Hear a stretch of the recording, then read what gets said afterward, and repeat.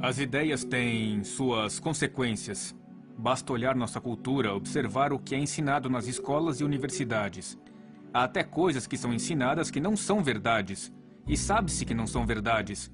Por exemplo, a figura do embrião de Haeckel, que ainda aparece nos livros escolares. Mostra imagens de embriões de cavalos, de vacas, de porcos, de humanos, todos com a mesma aparência. Desde 1884 foi provado que é uma imagem forjada, mas ainda aparece nos livros. Há também o caso das mariposas Biston.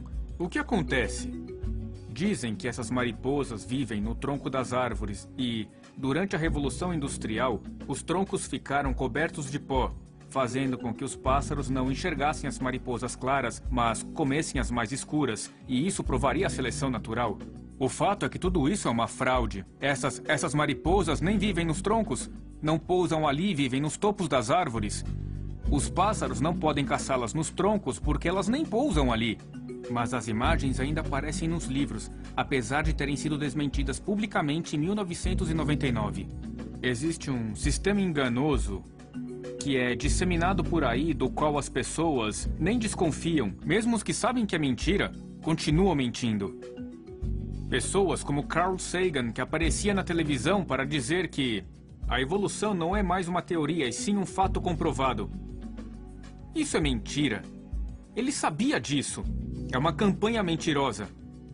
Quando um homem ilustre, com doutorado e jaleco branco, se apresenta diante de um público leigo e diz: provamos cientificamente que a evolução é verdadeira, para começar, isso não é ciência. É impossível provar macroevolução com a ciência. Ela é mais uma filosofia.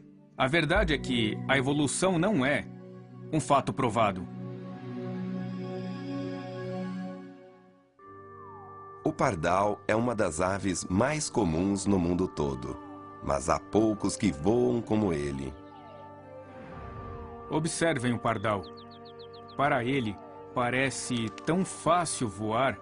Ele voa pelas árvores ou arbustos cheios de espinhos e folhas sem esbarrar em nada. Ao desviar e fazer manobras, ele é capaz de controlar e reajustar suas penas conforme a necessidade. Por exemplo, se num voo regular ele é pego por um vento lateral, ele ajusta as penas da asa até mesmo em apenas 1 grau. Ele pode virá-las, levantá-las ou abaixá-las. E tudo isso é controlado por seu cérebro. Cada pena pode ter um ajuste diferente. As penas são um material com a melhor eficiência aerodinâmica, mais fortes que o aço. A evolução diz que as penas vieram das escamas, pois as aves vieram dos répteis. Isso parece resultado de escamas que não têm músculos nem folículos. Até suas funções diferem. Não há nada em comum. Se vieram dos répteis, era de se esperar que tivessem ossos como dos répteis. Não há semelhança. Há bolsas de ar dentro dos ossos que podem ser enchidos com ar como nos pulmões. Seus ossos são muito leves e feitos para voar. Tudo num pardal foi feito para voar. O homem jamais conseguiu alcançar a eficiência dos pássaros em termos de habilidade de voo com suas aeronaves e similares. Seu coração é tão eficiente que pode alcançar até 760 batidas por minuto. Por anos, os detalhes do pardal despertam a curiosidade e a imaginação de engenheiros. Ele possui um sistema digestivo pequeno, com sucos gástricos muito concentrados, porque o pássaro não voará se for muito pesado. Então ele come, digere rapidamente e elimina os dejetos. Todos os detalhes foram considerados e pensados no projeto do pássaro, assim como no projeto do vagalume ou no projeto da libélula.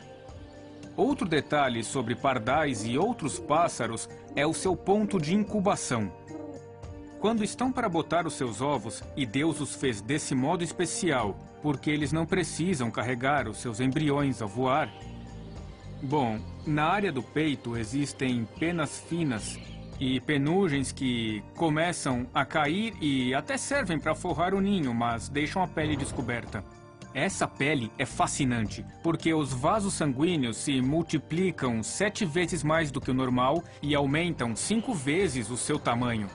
Quando essa pele encosta-se aos ovos, de alguma maneira há uma comunicação desde o ovo através do ponto de incubação até o cérebro da ave.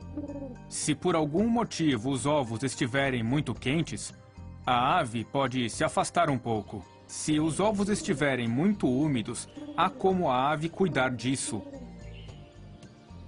Essa comunicação acontece pelo ponto de incubação. Os pinguins chocam os seus ovos sobre os seus pés, porque assim os ovos ficam longe do gelo e da neve e cobrem os ovos com a pele da barriga e com as penas, envolvendo os ovos por todos os lados. É um mecanismo bastante sofisticado para manter a temperatura controlada para o desenvolvimento do embrião no ovo. Como isso evoluiu se a ave não tivesse o mecanismo desde o primeiro ovo que botou?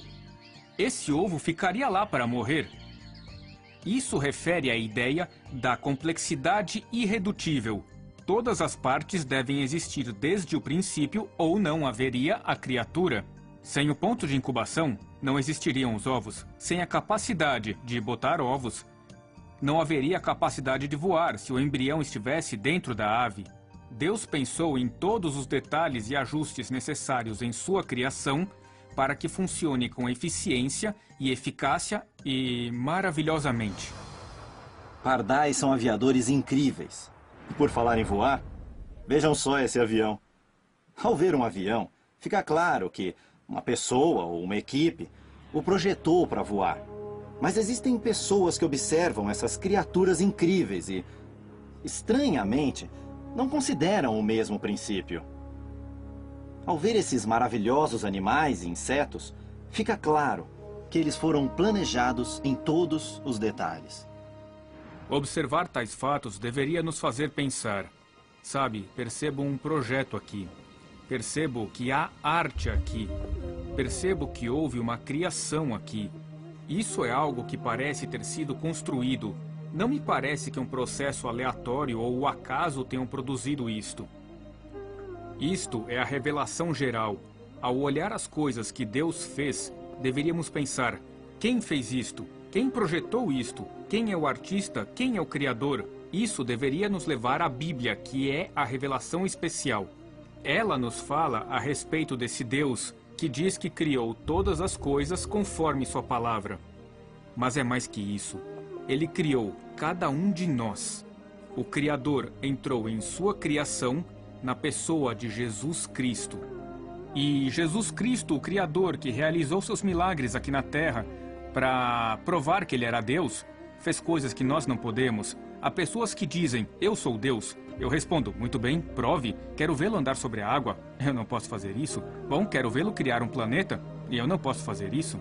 Então você não é Deus? Eu conheço Deus e sei quem pode fazer isso. Seu nome é Jesus. Ele veio até a sua criação como homem, 100% Deus. E ele morreu na cruz como castigo pelos seus e pelos meus pecados. Cristo demonstrou seu amor por nós, sendo nós ainda pecadores, morrendo por nós. Isso significa que existe provisão para os meus pecados e de toda a humanidade. Qual a provisão? A morte e a ressurreição de Cristo. O que tenho que fazer para que meus pecados sejam perdoados?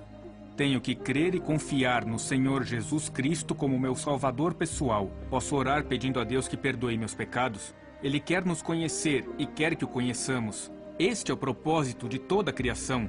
Para que ele tivesse um povo, somos obra-prima de sua criação. Fomos criados à imagem de Deus. Ele quer que tenhamos comunhão com ele.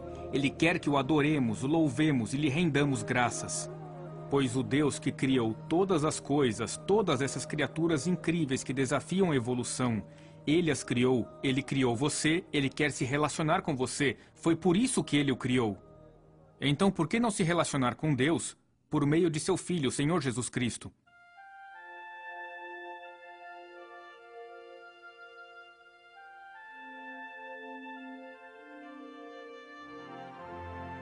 Você já sabe, estamos rodeados de criaturas que são incríveis.